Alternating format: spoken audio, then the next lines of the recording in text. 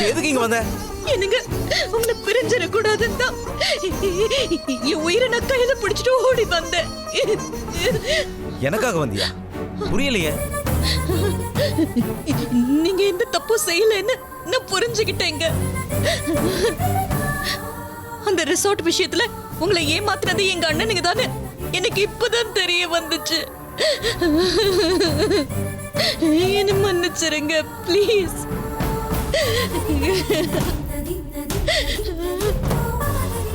அது மட்டும் இல்ல, உங்களுக்கும் இந்த ரம்யாவுக்கும் தப்பான உறவு இருக்குன்னு என்ன நம்ப வச்சதும் என் அண்ணனுங்க தானே எனக்கு இப்பதான் தெரிஞ்சதுங்க.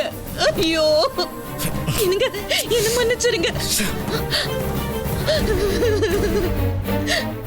இந்த உண்மை தெரிஞ்ச அடுத்த நிமிஷமே நான் உடைஞ்சு போயிட்டேங்க. இப்படி ஒருத்தர் சந்தேகப்பட்டுட்டேனே.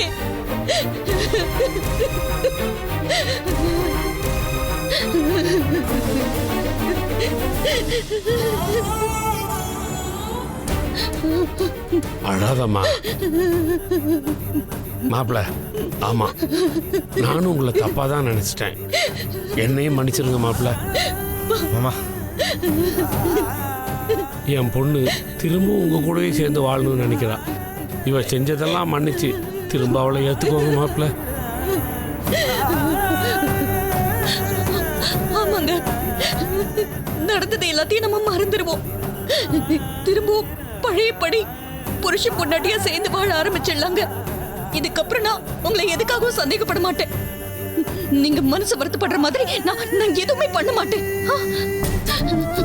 எனக்கு புரியல ஈஸ்வரி. நீ என்ன நினைச்சிட்டு இருக்க? நீ நினைச்சா வேணான்னு தூக்கி போடுவ, அப்புறம் வந்து வேணும்னு சொல்லுவ. எல்லாத்துக்கும் நான் தலையாட்டுவேன்னு எதிர்பார்க்கறியா? இல்லங்க, நான் எந்த தப்பும் செய்யல, என்ன நம்புன்னு நான் ஒவ்வொரு தடவையும் உன் வீட்டுக்கு வந்து கெஞ்சிரனே. அப்பெல்லாம் நீ என்ன மதிக்கவே இல்லையே. இப்ப திடீர்னு வந்து என்னை பத்தி புரிஞ்சுக்கிட்ட, என் கூட சேர்ந்து வாழ்றேன்னு சொல்ற. தப்புதாங்க, தப்புதான். நான் பண்ணதெல்லாம் தப்புதான்.